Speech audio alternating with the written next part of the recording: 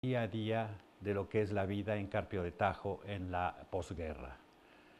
Se refiere, por ejemplo, a la edad en que se empieza a trabajar y los niños, por ejemplo, a partir de los 7 años van al campo y ya entran en la edad de pasarse el día en el campo trabajando, y también muchas mujeres intervienen y trabajan ya también en el campo. O sea que Carpio de Tajo en esa época de la posguerra era una vida muy austera y en que se ganaba poco y era duro ganarse el pan de cada día. Alfonso, sabes que estamos en un sitio verdaderamente excepcional de Carpio de Tajo, una construcción, un edificio casi único por sus orígenes, y lo que nos gustaría es que nos contara exactamente cómo, cuándo se construye esto y con qué medios realmente. Lo que tú recuerdas porque te lo han contado tus padres, por decir. Yo desde luego no sé mucho porque yo no había nacido siquiera. Sí, pero... Nací el año que se terminó esto. Ya. Pero pues lo hacían, los obreros venían a trabajar, no cobraban. Algunos particulares que marchaban, como se dice, un poco mejor, ponían algo de dinero para comprar materiales, para las ventanas, para rejas.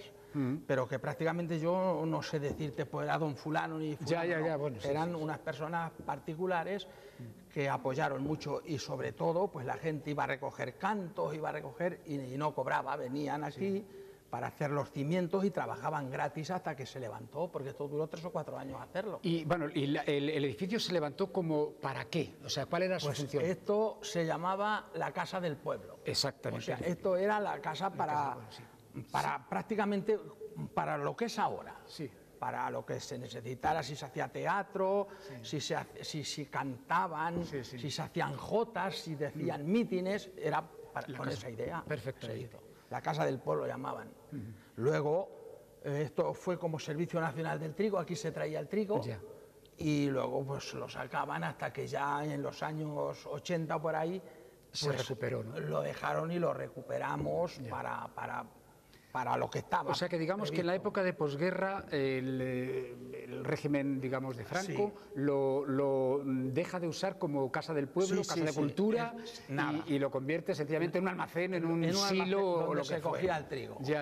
Y luego por los años 80 o el 82 o el 84, entonces esto ya se recupera y se hace para los orígenes, para lo que estuvo hecho, que es para lo que sirve ahora. Bueno, ya que has dado pie a una pregunta, por decir, y aquellos que tienen algún posible ayudaron económicamente, vamos a hablar un poco de esos posibles, es decir, ¿cómo se vive en la posguerra? Ya sé que tú eras niño, naces cuando termina la guerra, por tanto, pero sí que te han contado directamente tus padres y sabes, y bueno, que también has vivido no demasiado lejos de la posguerra en el trabajo, porque aquí se empezaba a trabajar muy niño, ¿no? Sí.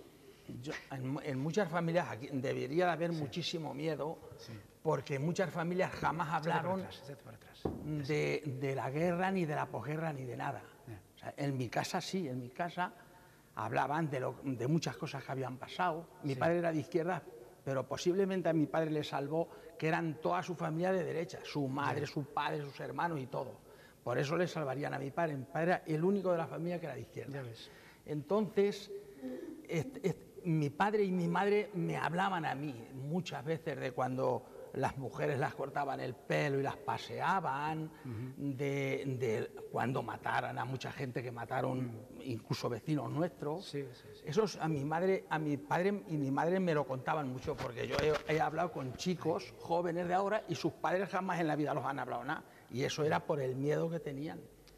Bueno, y ya digo, ¿cuándo empezaban más o menos a trabajar Pues trabajar a los 7 u 8 años ya nos íbamos a 14 o 15 kilómetros que estaba al otro lado del río.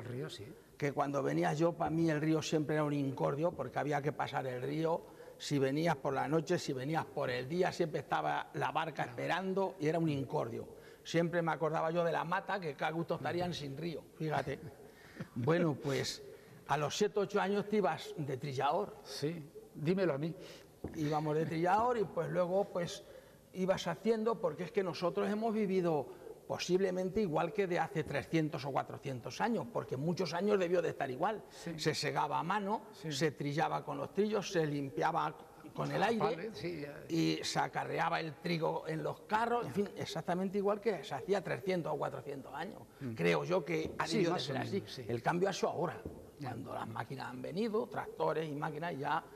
¿Tú recuerdas la primera trilladora del pueblo? Sí, sí. Yo recuerdo la primera trilladora y la primera máquina de segar y atar. Primero vinieron unas que segaban y no ataban, agavillaban. Sí. Y luego ya, al poquito, a los 2 o 3 años, vinieron ya ¿Por las qué que época recuerdas tú que eso pudo pasar? Pues eso fue en el 57 o el 58. Ya. No, mi padre compró una, que nosotros labrábamos una tierra, y mi padre la compró una. ¿Las mujeres también trabajaban, por ejemplo? Sí, que trabajan igual que los hombres. ¿En qué trabajaban fundamentalmente las mujeres? Pues las mujeres fundamental trabajaban en los regadíos, Ya. en poner algodón, Sí, desmatar algodón, Sí. recogerlo, Sí, cosechar sí, el sí, sí, algodón, pues patatas, remolacha, también Sí. se sembraba mucha remolacha, y en fin, todas esas cosas las mujeres. Aquí lo que no hacían era segar, Ya, no, era cosa de hombre, ¿no? sí, segar la cosecha no. ¿Y los niños también tenían que ver con la siega? Los niños ayudaban, por ejemplo, ¿En qué? Eso es. decían atear, Sí, a los que era ateros. llevar el cocido, llevar el agua, llevar la comida y eso. No, y atar. No, pequeños no ataban. ¿De 10, 12 años? De 12 o 13 años ya, eso ya era ser mozo. Es que eso no lo llamas tú niños. Hombre, un niño yo le llamo de 6 o 7 años. Ya, ya. Eso sí, llevaban el agua, llevaban los atillos, Sí. si faltaba alguna cosa, pues estaban ellos, los niños, eso así, pequeños. Igual que los trilladores también era esa más o menos esa edad. ¿Y qué se comía, por ejemplo, los años 50, todavía los primeros, Bueno, finales de los 40?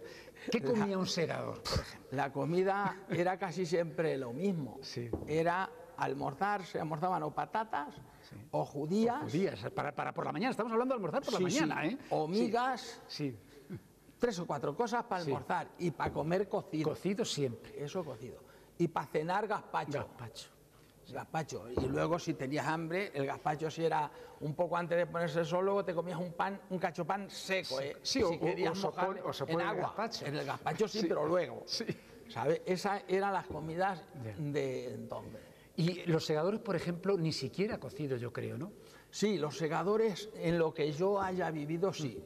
Comían cocido todas a mediodía, siempre cocido. Y era cuando lo llevaban los chavales estos, los niños. los llevaban, llevaban o el los- que estaba atando, Sí, iba la... pues iba por el cocido y el segador, los segadores se iban segando y luego de que venía tenía que atar Sí, sí, sí, habían lo que habían segado. hasta que los cogía. Ya. Y ducharse, eso, olvídate. Y agua corriente, olvídate. La luz, Sí. yo la primera vez que vi una ducha fue cuando fui a la Mile. O sea, yo no me mojaba nada que cuando llovía o cuando me metía en el río. No, hombre, a ti tu madre también te lavaría como a mí, en un provincia. barreñón en el Bueno, corral. por provincia, eso sí, a poco a poco. Pero vamos, eso que dicen, no tienen agua corriente, pues chicos, pues eso no es una cosa del otro mundo, que eso lo hemos vivido muchos años. Ya. Que cuando yo vi la primera ducha ya tenía 20 años, ¿eh? O sea tenía que 20 años. años 59, casi 60, vamos. Pues en el año 60, cuando me fui a la Mili, 60 o 61. ¿Cuándo se puso el agua corriente en el pueblo, lo sabes? Pues el agua corriente se puso en el pueblo por entonces. Por entonces se levantaron todas las calles. Por el ¿sabes? año En el año 55, 56, 55, Sí. 56. 55, 56 o 57 o al 60 por ahí. Tardaron bastante tiempo en meter el agua. Yo creo que ya estaba el canal, funcionaba. Sí, cuando yo entré en quinta Sí, ya es estaba posible, el canal. es posible, sí. Funcionando. Bueno, no funcionando como ahora, sino haciéndose. Sí, haciéndose, construyéndose la presa y el canal. Sí, ¿Dio trabajo lo del canal al sí, pueblo? muchísimo trabajo.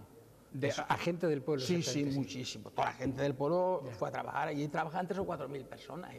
Y la carretera, por ejemplo, que une de Talavera y... La carretera esa se hizo, pues, posiblemente en el año 54 o 55. La carretera del Carpio a Malpica sí que estaba, pero del Carpio a la Puebla no. Ya. Se hizo el tramo del Carpio en el 50 y tanto, en el 60 yo creo que ya estaba funcionando. No sé si deberíamos volver un poco más atrás, porque lo que nos importa que está relacionado naturalmente con la obra Carpio de Tajo de Petere, es un poco las consecuencias que pudo traer la guerra, es decir, en cuanto a las relaciones interfamiliares, tal. ¿Qué sabes? Es decir, ¿cómo se manifiesta de alguna forma esas relaciones? Yo he visto muchas veces la obra esta. Yo creo que este hombre debió de estar aquí. Ya ves, yo creo que no, pero... Yo creo que debió de estar aquí porque... ¿Por qué? ¿Qué hay? Todos los escritores, novelistas, todo el que escribe obras de teatro, primero ve el arranque es algo que vive él. Sí, ¿sabes? Podría serlo. Claro, algo que vive él es el arranque de la obra, ya sea de teatro, novela, lo que sea. Y luego, ¿qué hay en la obra que te parece a ti que le dio, es decir, qué pasó en el pueblo que está claramente en la obra para que tú te parezca que él... Pues lo del tabernero, eso se ve que se vivió entonces. O sea, que era realmente así, el tabernero, alcalde, luego... Eso pasó aquí. Ya. ¿Sabes? Si no era concretamente el tabernero, el tabernero era de un lado... Y a lo mejor eran otros, pero ya vamos, lo entiendo. Esa situación pasó.